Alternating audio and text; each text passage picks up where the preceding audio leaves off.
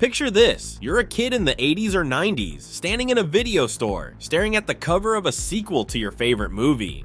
You're excited, imagining your favorite action hero back on screen, only to pop in the tape and discover they're gone.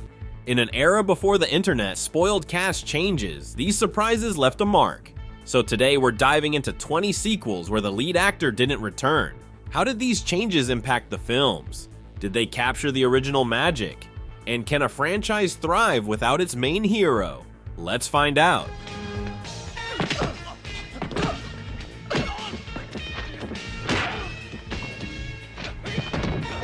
In No Retreat, No Surrender, Kurt McKinney's Jason Stillwell gave fans a relatable underdog story and faced off against none other than Jean-Claude Van Damme in a memorable villain role. Van Damme's ruthless Ivan Krasinski left a strong impression, adding an extra layer of intensity to the hero's journey. But by the sequel, fans who rented the video discovered a shift. Loren Avedon played a new character, and there was no Van Damme in sight. For fans who had connected with Jason's journey, this pivot was unexpected. Avedon's performance was skilled, but the change in setting and storyline made the sequel feel like a standalone action flick. Fans missed the heart and nostalgia of the original, and the film couldn't quite capture the same charm without McKinney's and Van Damme's characters. Okay, don't keep me in suspense, Danny boy! It has not been a nice day!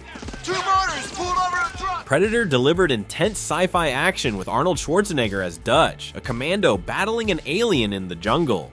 When Predator 2 hit theaters, fans expecting another adventure with Dutch found a new character instead, Danny Glover's Mike Harrigan, an LAPD officer. The shift from jungle warfare to urban streets left some fans feeling disconnected, and without Schwarzenegger's charisma, it felt like a different movie. Although Glover delivered a strong performance, many fans missed Dutch's stoic intensity, which had been a huge part of the original's success. There's no denying Predator 2 was a good movie, but Dutch's absence made it feel more like a standalone story than a continuation. Hey! Who the hell are you, boy? Homie, the killer clown.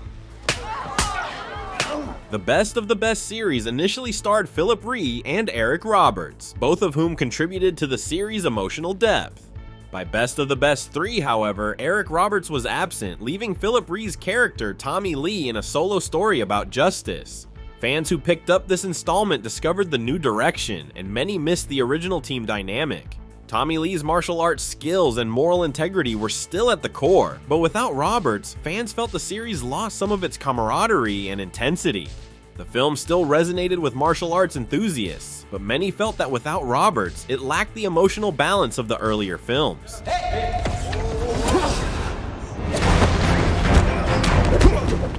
Jason Statham's Frank Martin brought an elegance and intensity to the Transporter series, setting a high standard for action heroes. But in the Transporter Refueled, fans who rented or tuned in to watch found a new face, Ed Skrein as a younger Frank Martin. Skrein brought his own style, but without Statham's precise moves and unflinching resolve, the reboot struggled to capture the slick, high-stakes feel that fans loved.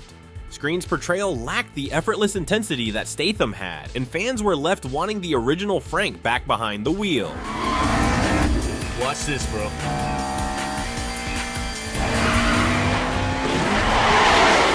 Too Fast, Too Furious saw the return of Paul Walker as Brian O'Connor, but noticeably missing was Vin Diesel's Dominic Toretto. Fans who saw the film or rented it expecting the iconic duo were surprised to see Brian partnering with a new character, Roman Pierce, played by Tyrese Gibson. While the chemistry between Walker and Gibson added humor and a fresh dynamic, for many the original duo was irreplaceable and Dom's absence changed the film's tone.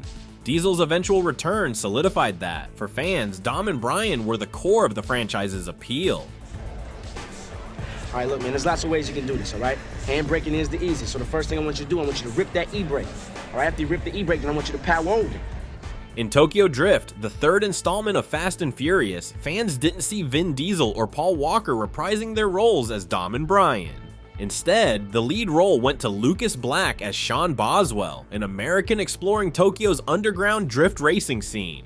For fans who were used to Diesel's commanding presence and Walker's charm, the absence of both leads was a jolt. Diesel's cameo at the end was a nice touch, giving a hint of connection, but the film felt like a major departure.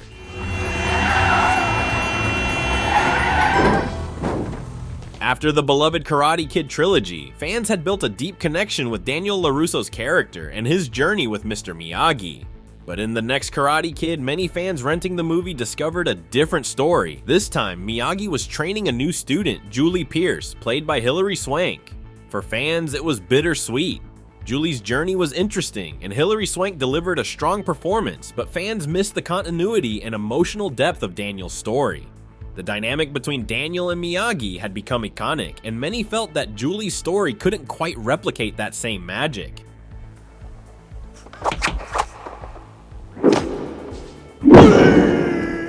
In the American Ninja series, Michael Dudikoff's Joe Armstrong became an iconic character, a master martial artist taking down enemies with calm precision. But by American Ninja 3, Blood Hunt, fans who rented the tape were met with a new face, David Bradley as Sean Davidson. This change surprised fans who had expected Joe's story to continue. Bradley's Sean had his own appeal with a fresh take on the American Ninja role, but Dudikoff's absence left a noticeable gap. For fans, Joe had defined the series, and without him, the camaraderie and chemistry that had made the first two movies special were missing. We need to go to work now. I need to get more fries in another shape.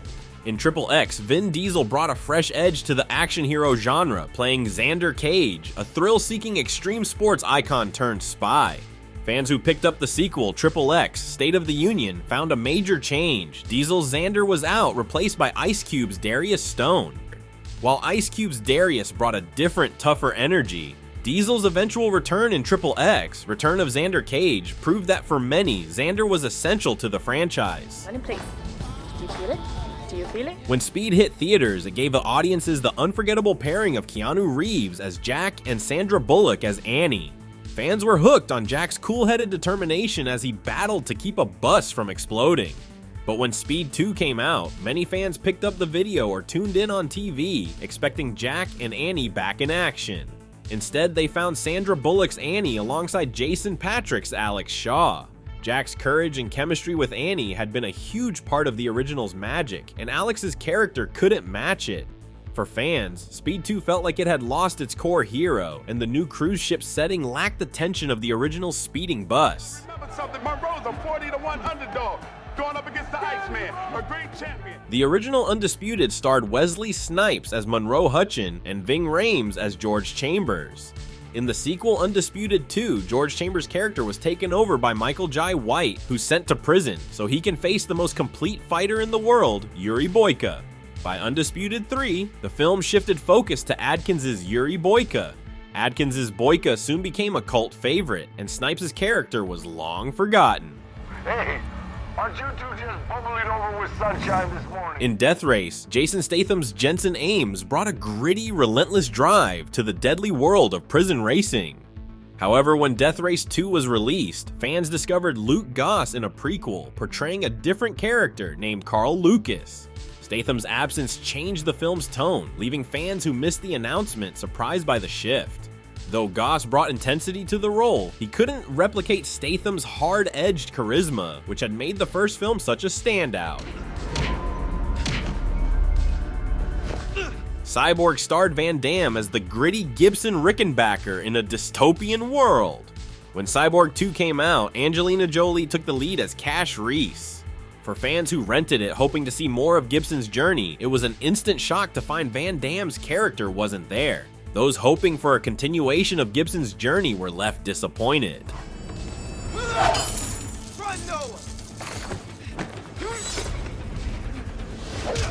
In The Scorpion King, Dwayne Johnson delivered an electrifying performance as Matthias, a powerful warrior with a larger-than-life presence. But in The Scorpion King 2, which acted as a prequel, Michael Capon was cast as a young Matthias. For those who picked up the DVD thinking they'd see Johnson, the absence was felt instantly. Capon tried to bring youthful energy to the character, but the film lacked Johnson's iconic charm and screen-filling presence. Without him, the prequel felt like a different story entirely, and many felt Scorpion King 2 didn't live up to the original's epic feel.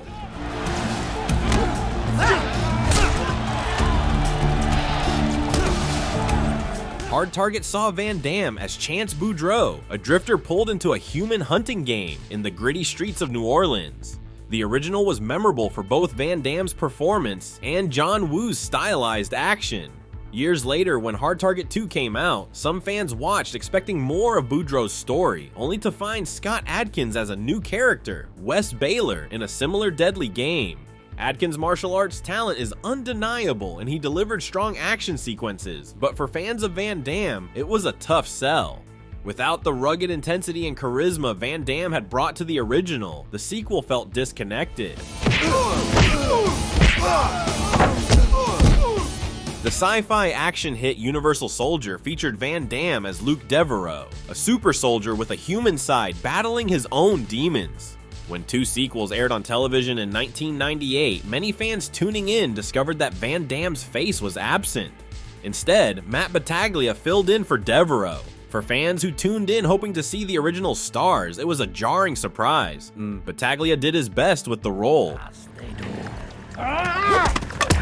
No need for violence. Time Cop gave fans a Van Damme classic in the form of Max Walker, a time-traveling enforcer. Years later, when Time Cop 2 hit the video stores, many fans picked it up without knowing Van Damme's role was gone.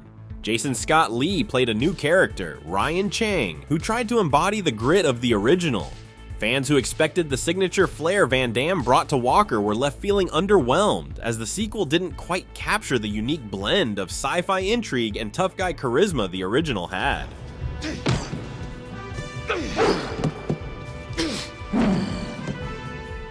After Kickboxer brought Van Damme's Kurt Sloan to life, fans assumed they'd see more of him in the sequels. But in Kickboxer 2, the story introduced Kurt's younger brother, David, portrayed by Sasha Mitchell. For those who rented this tape expecting to see Van Damme back in action, it was a surprise that Kurt's story was essentially replaced and his tragic fate was revealed off-screen. Mitchell, as David, tried to capture some of Kurt's strength, bringing a gritty, scrappy energy that worked for his character. Still, for fans, Kurt Sloan had been the true heart of the original.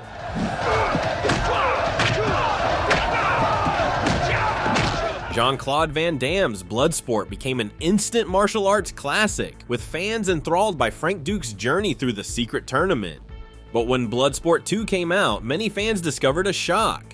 Frank Dukes was nowhere to be seen, replaced by a new fighter, Alex Cardo, played by Daniel Bernhardt. For many fans, Bernhardt did his best, bringing fresh energy and respectable martial arts skills.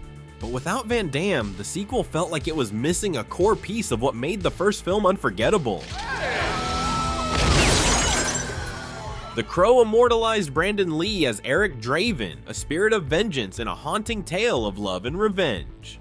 But tragically, Lee's passing made it impossible to reprise his role. When The Crow City of Angels released, Vincent Perez took on the lead as Ash Corvin. The film tried to continue the dark mystique of the original, but fans who had connected so deeply with Lee's performance couldn't shake the feeling that something essential was missing. Fans felt a bittersweet nostalgia, reminded that some roles are simply irreplaceable. So what have we learned from these sequels? Back before social media, when fans had to rely on trailers and posters, these cast changes were often a total surprise. In most cases, the original lead actors had created such strong characters, and when they didn't return, it left a gap that was hard to fill. Whether it was their unique charisma, the chemistry with other characters, or just the magic they brought to the screen, a sequel often struggles without its star. Sometimes a franchise needs its original hero to truly thrive, and to give fans that satisfaction they came for. Thanks for watching, and don't forget to subscribe for more awesome content.